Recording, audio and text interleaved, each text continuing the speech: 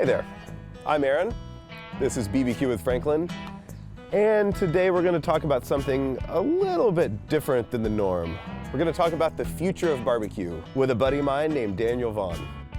He's a writer and a fellow barbecue nerd. So let's talk about the future of barbecue. What do you think the future of barbecue is?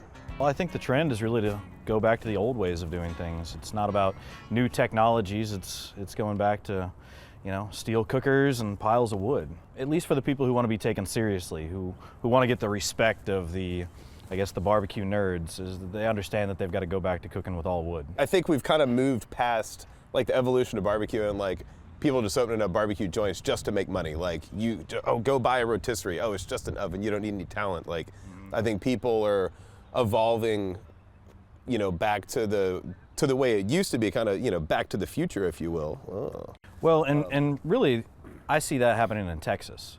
I still think that if you go around the country, there's plenty of places who still think that as long as I buy this machine that does it for me, I can open up a barbecue joint and do things just fine. If you go into North Carolina, the true barbecue fans there lament the whole idea that most of the new places there are just putting in electric cookers. In Texas, I think we're really lucky that those new places are cooking with wood. Yeah, we are very lucky around here because we have good wood.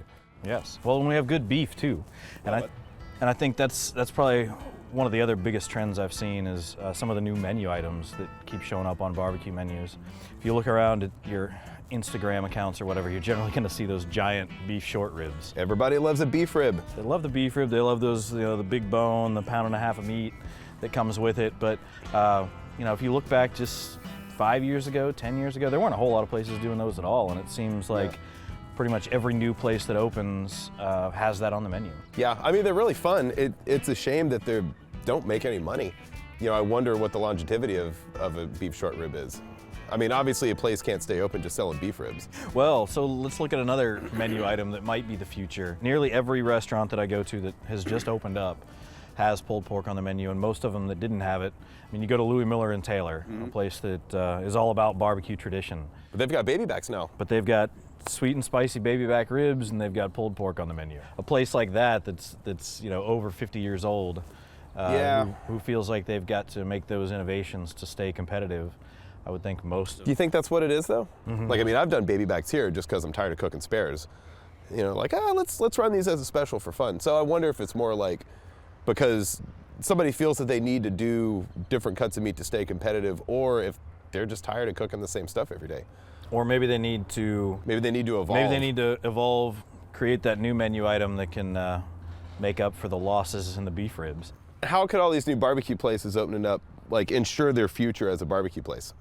Well, I think one of the things is just making sure that they do their cooking on principle, that they are using wood, they are, creating that, I hate to use the word artisanal, but in barbecue, it actually fits. It's crafty. It is a craft. It does take considerable amount of time and skill and experience to do it right. For the future of all these barbecue joints is really consistency. Can they consistently cook the same way every day? As they grow and cook more and more, can they still consistently put out a good product? I can speak firsthand that is a really hard thing to pull off. Yeah, and can they consistently run a business? To run a business, you can't just get tired and decide to close. Yeah. I mean, you've got to have some consistency. I didn't want to wear pants this morning, but I had to put them on anyway. That's right, exactly. I mean, come on.